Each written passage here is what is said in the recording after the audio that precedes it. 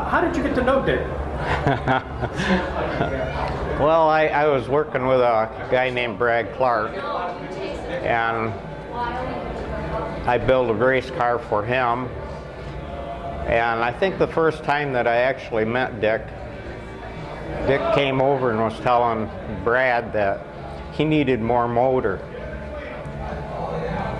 And I was underneath the car working and overheard this, and I came out and I told Dick that if he thought Brad needed more motor, he was in the wrong pit area. We cared about suspension. And that was probably the first time that I actually talked to Dick, but I had been watching him race before that in a sportsman car. He was drag racing at the time, and I was telling him, why do you want to drag race? You should be more interested in circle track cars. It's a lot more fun. You get to watch more than 15 seconds races. And as years went by, the Brad Clark thing was coming towards an end, and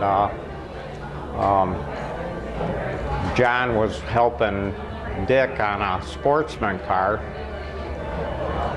along with John Lillie and Gary Zebka, Delbert Seekins. I got involved with those guys and with their sportsman car at the very end, and Brad had gone on with Jim Greenwald and was running a late model, and as that phased out, Dick got into that seat, and the Dick Barton team was formed. Nobody recruited anybody. It was just people that knew people that all got on board, and we were off and running. Now, John Lillie, he had a different attitude than most people. Most people stopped and thought about things and tried to decide the best way to go about it.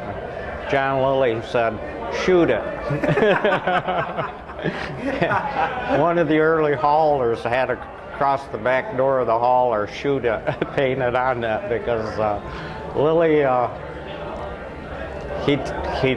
he's a gambler. And he would take risks and kind of let us into things where we probably never would have gone.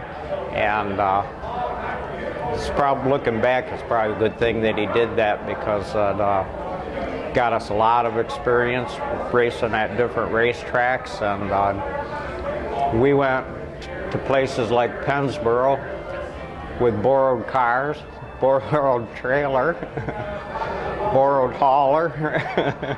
Everything we had when we went to Pennsboro the first time was borrowed from somebody. We didn't own anything. And but it was the building blocks of a great race team.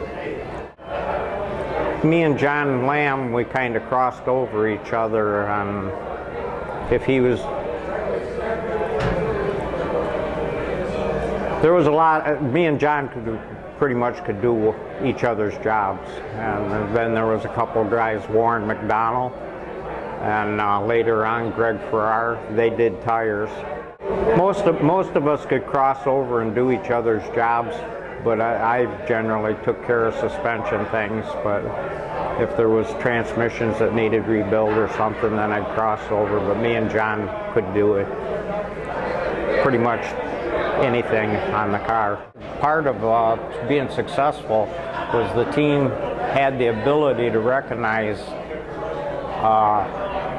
when we should have won and when we shouldn't have won, and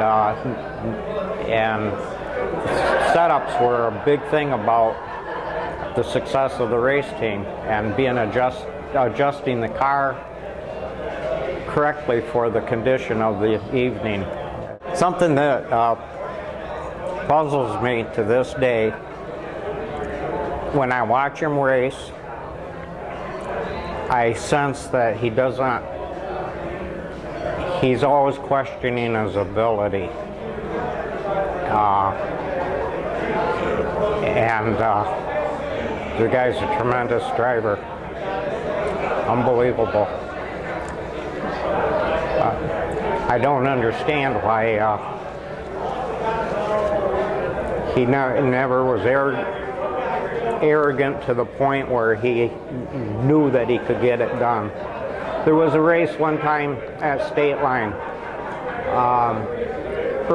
I think it was the first lap of the race. He was running second, and he got into the back end of Rod Malloy. He tried to hold up and let Rod Malloy get straightened out so he could go, and Rod was having trouble, and finally Barton took off. Franny Siemens didn't black flag him. He sent Dick to the rear. Barton started dead last, won that race that night. I could not believe what I saw. It was just tremendous.